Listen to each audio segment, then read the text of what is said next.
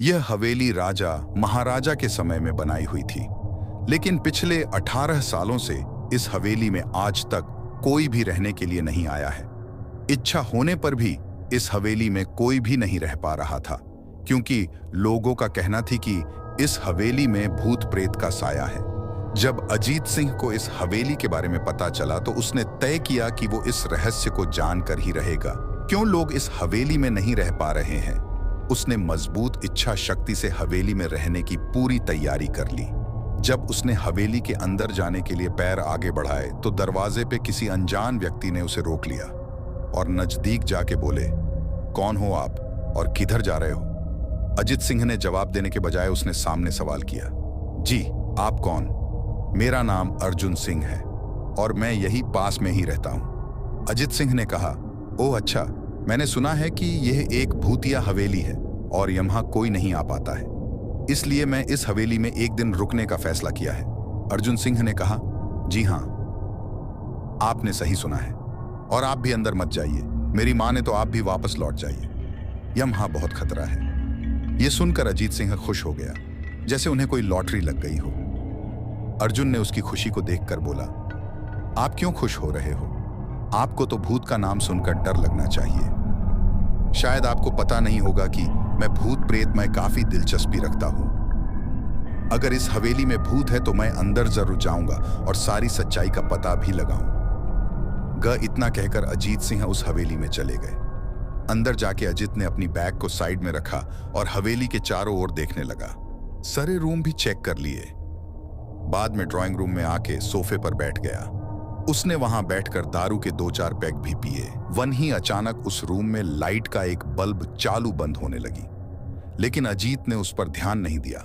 थोड़ी देर बाद दूसरा बल्ब चालू बंद होने लगा, फिर तो हवेली की सारे लाइट चालू बंद होने लगी। यह सब देखकर अजीत अपनी जगह पे खड़ा हो गया और संपूर्ण सावचेत हो गया।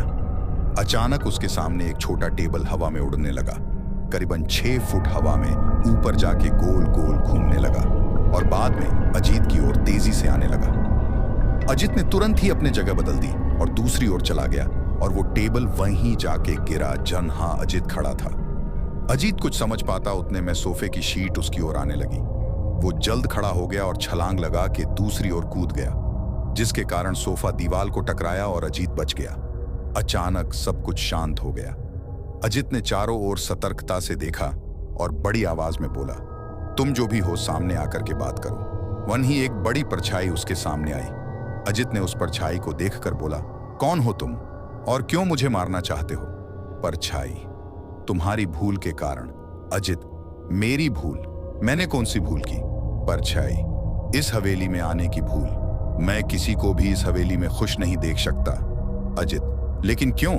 वो परछाई ने जवाब दिया, आज से 18 साल पहले इस हवेली के मालिक ने मुझे यहीं पे ही मार डाला था।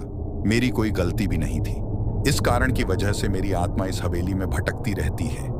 मैं किसी को भी इस हवेली में नहीं रहने दूंगा, क्योंकि इस हवेली में मेरा खून हुआ था। इस हवेली में जो भी रहने के लिए आएगा उसकी मौत होगी। अजीत ने कहा, मैं तुम्हें अपने असली रूप में देखना चाहता हूं। तुम्हें मारने से पहले मैं तेरी यह इच्छा अवश्य पूरी करूंगा।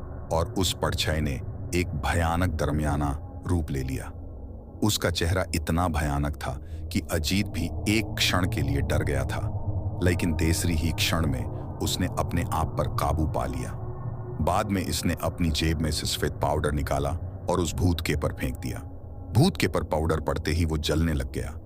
बड़ी बड़ी ज्वाला ही उठने लगी। वो बहुत जोर जोर से चिल्लाने लगा और बाद में पूरी तरह से जल गया। उसके बाद अजीत ने चैन से सांस लिया और वहीं पर सो गया।